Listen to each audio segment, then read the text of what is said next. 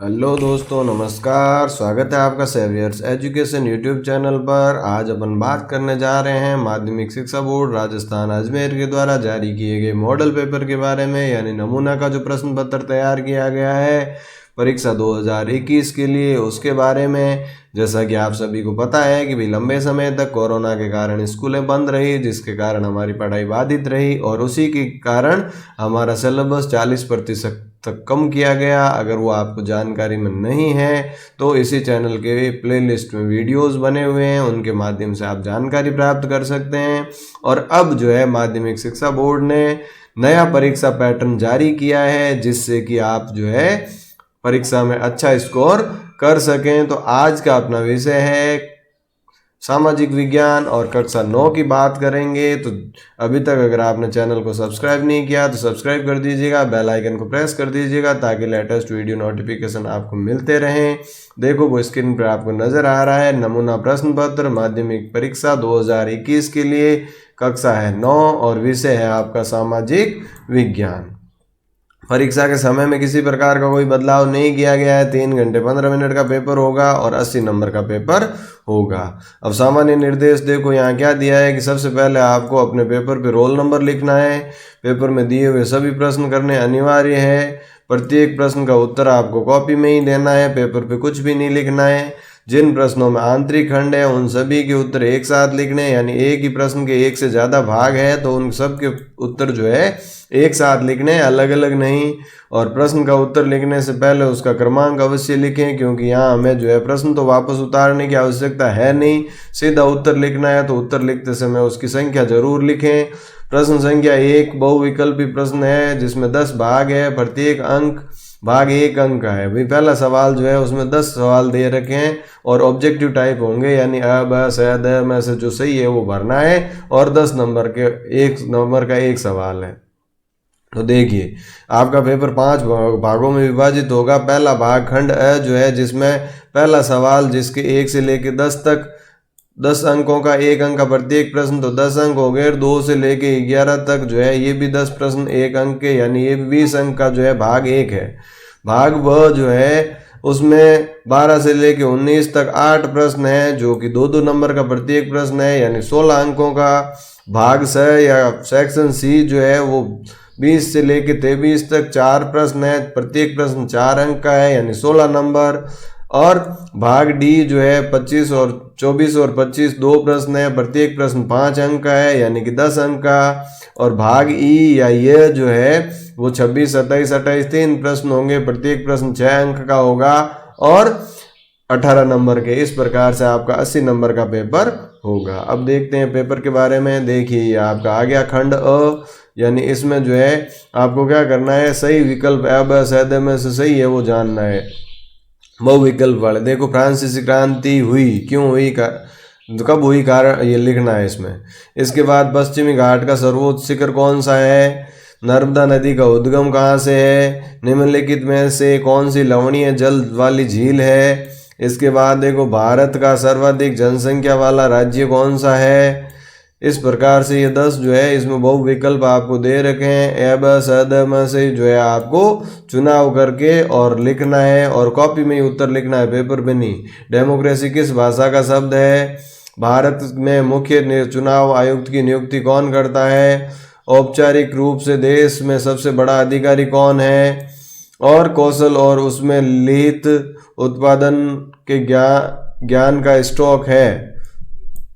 अगला देखो अन्नपूर्णा योजना बनाई गई। तो ये 10 प्रश्न जो है ये तो आपके क्या है, बहुविकल्प वाले हैं। अब देखो 2 से लेके 19 तक के जो सवाल है वो आपके 2 से लेके 11 तक ये आपके 1-1 नंबर के हैं। फ्रांसीसी क्रांति की शुरुआत कब हुई ये लिखना है। प्रायद्वीप किसे कहते हैं, 1 नंबर का सवाल। जनगणना क्या है, लोकतंत्र की 2 विशेषताएं लिखिए। चुनाव का अभिप्राय क्या है, मानव पूंजी क्या है, जनसंख्या की गुणवत्ता किस पर निर्भर करती है। अब देखो इसमें आपको जो है ऑप्शन में से खाली जगह भरनी है कि बाढ़ के मैदान में नए एवं युवा जलोढ़ निक्षेपों को क्या कहा जाता है, खादर या भाबर।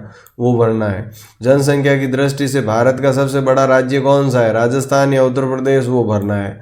और जनता का शासन व्यवस्था में होता है लोकतंत्र में या राजतंत्र में, वो भरना है। तो ये आपका खंड अ पूरा हो गया। अब आ गया खंड ब, जिसमें प्रत्येक प्रश्न 2 नंबर का होगा और कुल जो है वो 8 प्रश्न होंगे। जैसा कि देखो 12वां प्रश्न दिख रहा है आपको कि भाई जनसंख्या वृद्धि का जंगलों पर क्या प्रभाव पड़ा। ऑप्शन में आ भी सकता है, नहीं भी आए तो अथवा में दे रखा है वन अधिनियम के लागू होने से गांव वालों पर क्या प्रभाव पड़ा। 13वां सवाल देखो, मानव पूंजी निर्माण में शिक्षा की क्या भूमिका है, अथवा आर्थिक और गैर आर्थिक क्रियाओं में क्या अंतर है।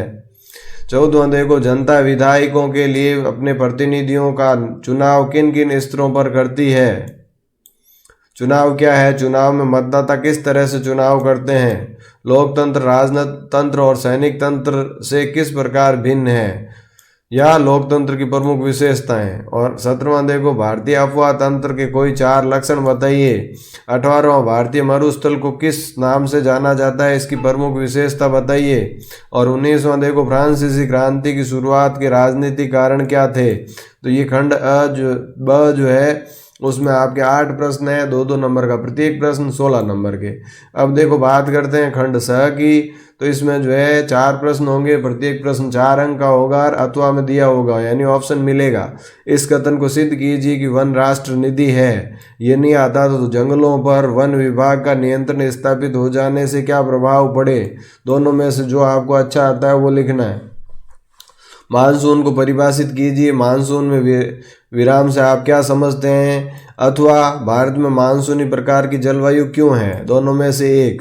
भारत में प्रधानमंत्री का चुनाव किस तरह होता है, अथवा लोकसभा या राज्यसभा के अधिकारों पर टिप्पणी। दोनों में से जो सही लगे वो लिखना है।